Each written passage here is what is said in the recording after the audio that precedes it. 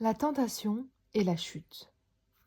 Le serpent était le plus rusé de tous les animaux sauvages que l'Éternel Dieu avait fait.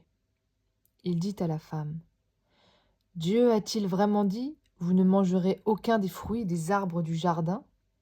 La femme répondit au serpent: Nous mangeons du fruit des arbres du jardin. Cependant, en ce qui concerne le fruit de l'arbre qui est au milieu du jardin, Dieu a dit: Vous n'en mangerez pas et vous n'y toucherez pas, sinon vous mourrez.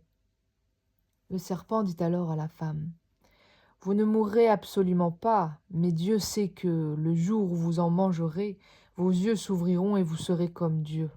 Vous connaîtrez le bien et le mal.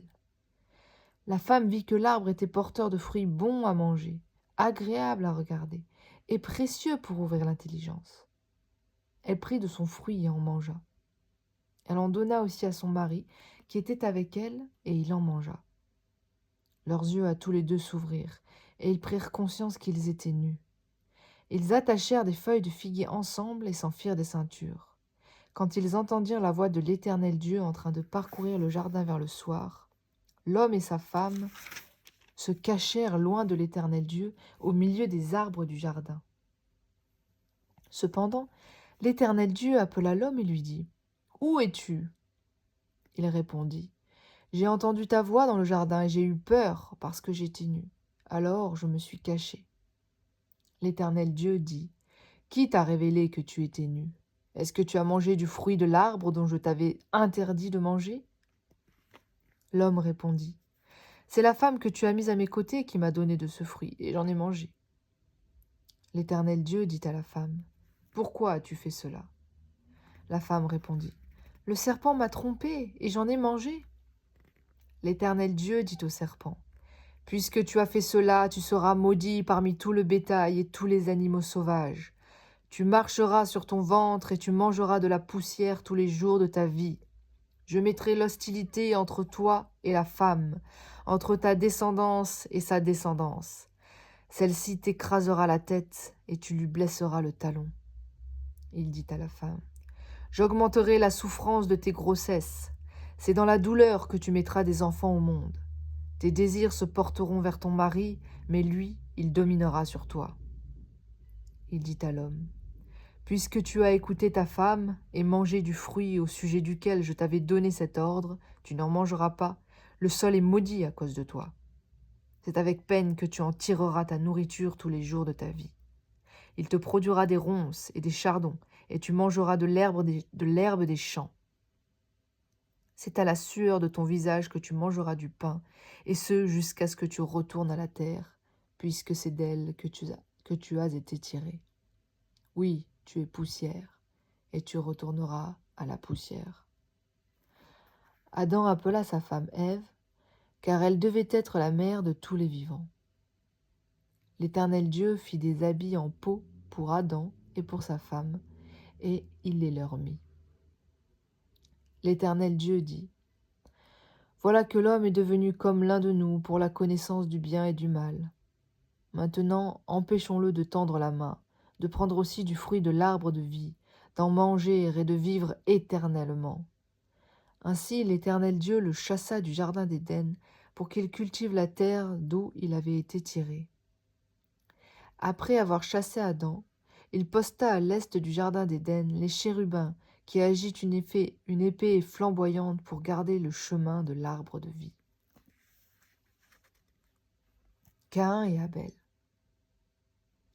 Adam eut des relations conjugales avec sa femme Ève. Elle tomba enceinte et mit au monde Caïn. Elle dit: J'ai donné vie à un homme avec l'aide de l'Éternel. Elle mit encore au monde le frère de Caïn, Abel. Abel fut berger et Caïn fut cultivateur. Au bout de quelque temps, Caïn fit une offrande des produits de la terre à l'Éternel. De son côté, Abel en fit une des premiers-nés de son troupeau et de leur graisse. L'Éternel porta un regard favorable sur Abel et sur son offrande, mais pas sur Caïn et sur son offrande. Caïn fut très irrité, et il arbora un air sombre. L'Éternel dit à Caïn: Pourquoi es-tu irrité, et pourquoi arbores-tu un air sombre? Certainement, si tu agis bien, tu te relèveras. Si en revanche tu agis mal, le péché est couché à la porte, et ses désirs se portent vers toi, mais c'est à toi de dominer sur lui. Cependant, Caïn dit à son frère Abel, « Allons dans les champs. » Et alors qu'ils étaient dans les champs, il se jeta sur lui et le tua. L'Éternel dit à Caïn, « Où est ton frère Abel ?» Il répondit, « Je ne sais pas. Suis-je le gardien de mon frère ?» Dieu dit alors, « Qu'as-tu fait? Le sang de ton frère crie de la terre jusqu'à moi. Désormais tu es maudit, chassé loin du sol qui s'est entrouvert pour boire le sang de ton frère, versé par ta main. Quand tu cultiveras le sol, il ne te donnera plus toutes ses ressources.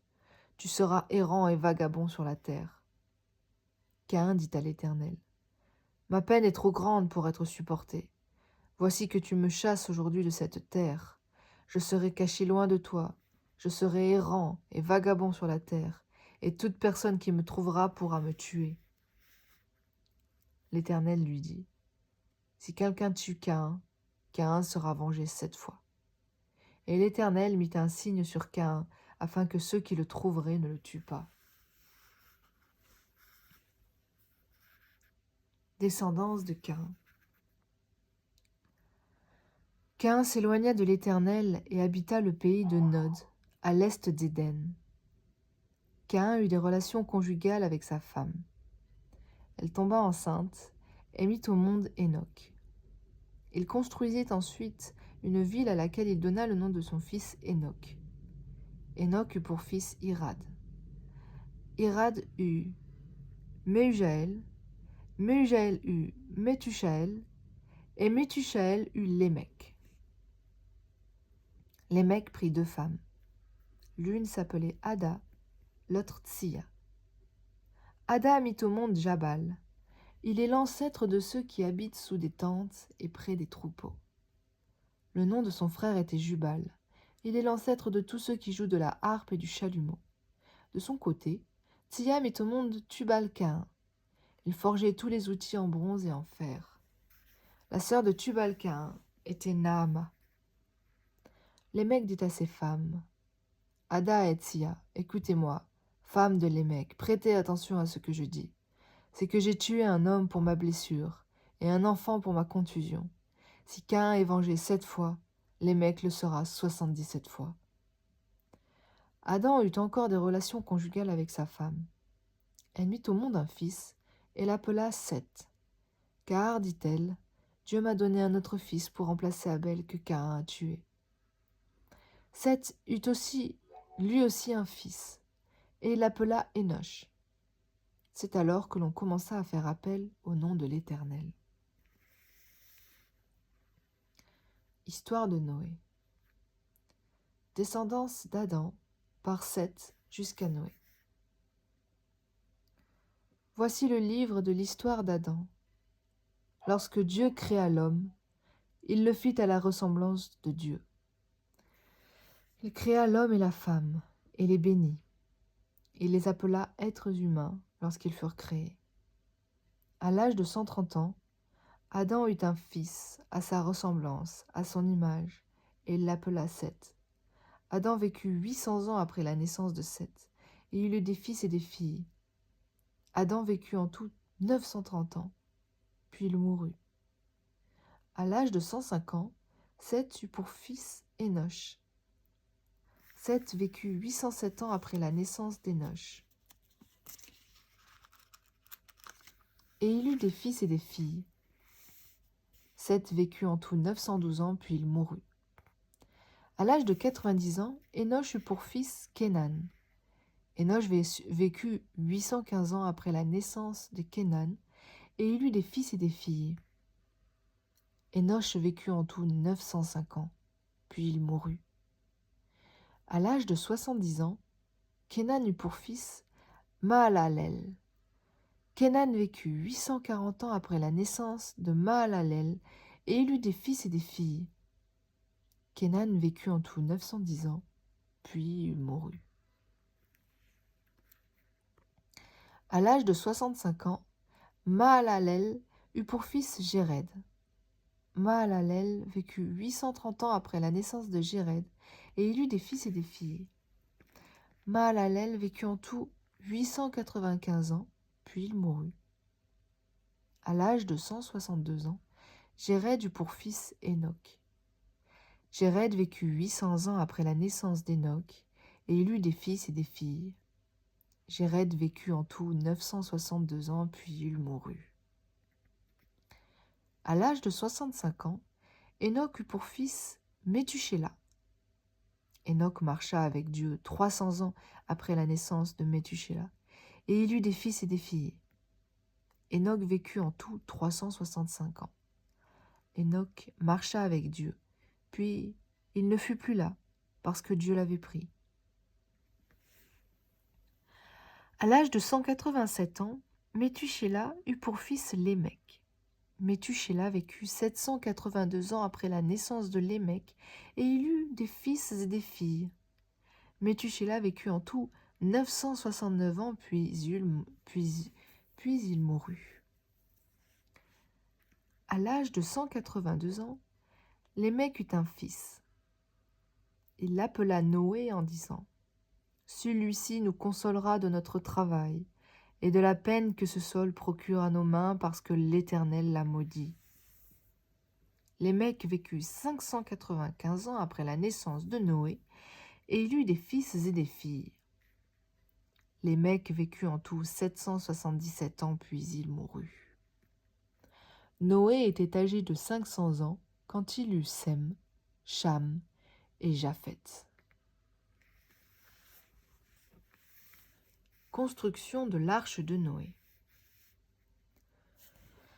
Lorsque les hommes eurent commencé à se multiplier à la surface de la terre et que des filles leur furent nées, les fils de Dieu virent que les filles des hommes étaient belles, et ils en prirent pour femmes parmi toutes celles qu'ils choisirent.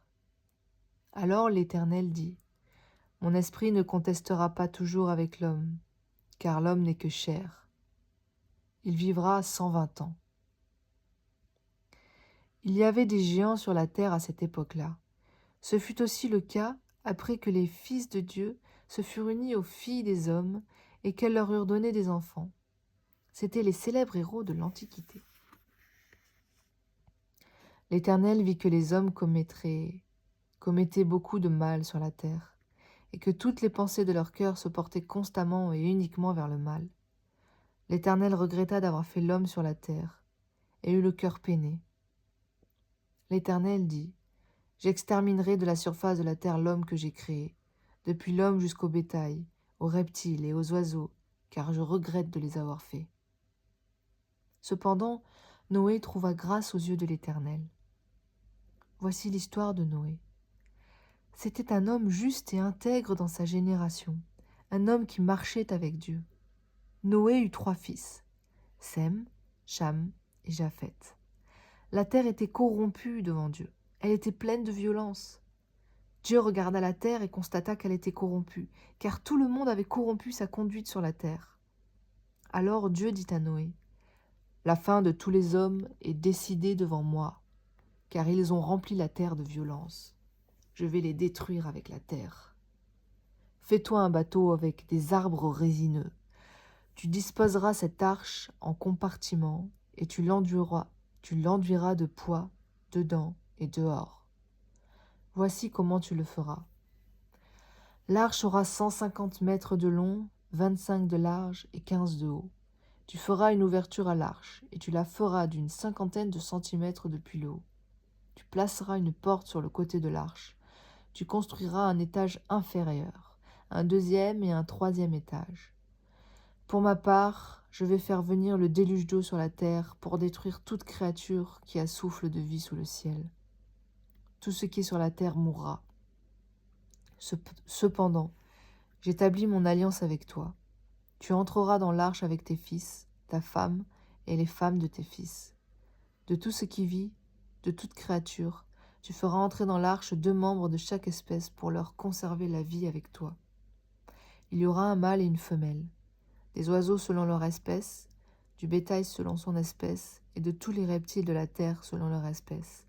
2 membres de chaque espèce viendront vers toi pour que tu leur conserves la vie. Quant à toi, prends de tous les aliments que l'on mange, et fais-en une provision afin qu'ils vous servent de nourriture, à toi et à eux. » C'est ce que fit Noé. Il se conforma à tous les ordres que Dieu lui avait donnés.